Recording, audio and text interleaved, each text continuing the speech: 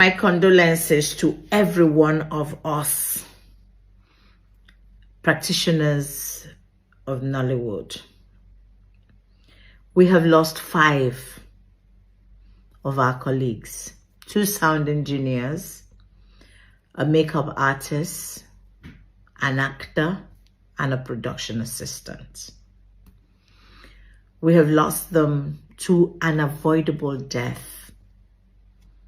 Avoidable because all they needed to do to have given them fighting rights would have been to give them a life jacket.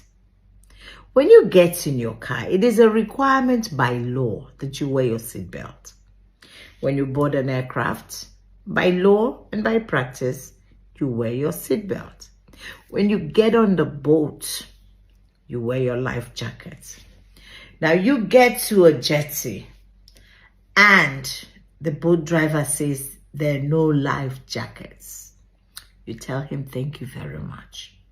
As a producer who is expected to be prepared, you should have made arrangements for life jackets.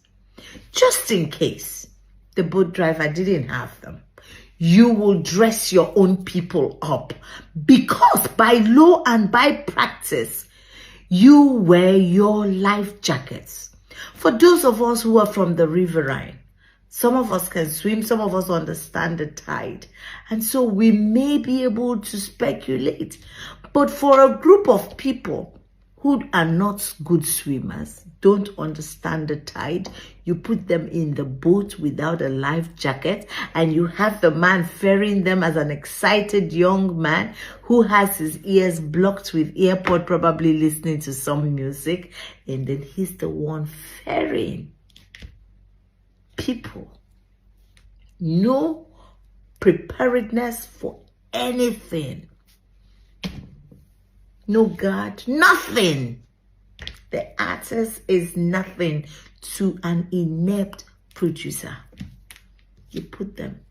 And even the people themselves, you have your rights as an actor. You need to know that you have rights. You should be able to say, I don't have a life jacket. I'm not going anywhere. I don't swim. Because you have right to a body double. If they don't like it, they can get someone else. You will not die. There's several other roles that you can play. Yes, money is hard, the economy is hard.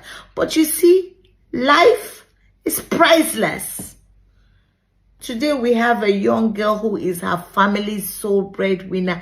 Gone. What will that family say or do? As a producer, it is a requirement that you do your job in a safe, secured, and free of intimidation environment. That's where you are expected to do your work. You need to be prepared or you don't start. You don't go to location without being prepared. You waste the time of people. And that's why we have all these kinds of unnecessary deaths.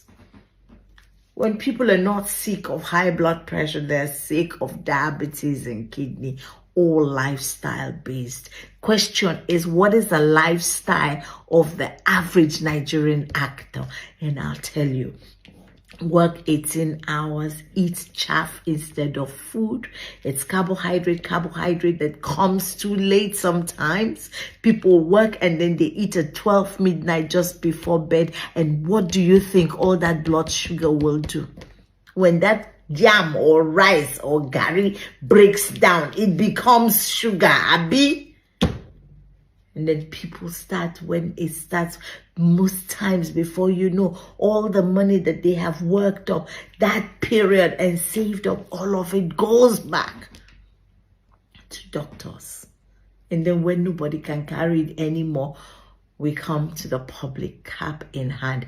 Emeka rulers, where are you? This is the one time that we require you to put this up. The actors' welfare must be put on the table.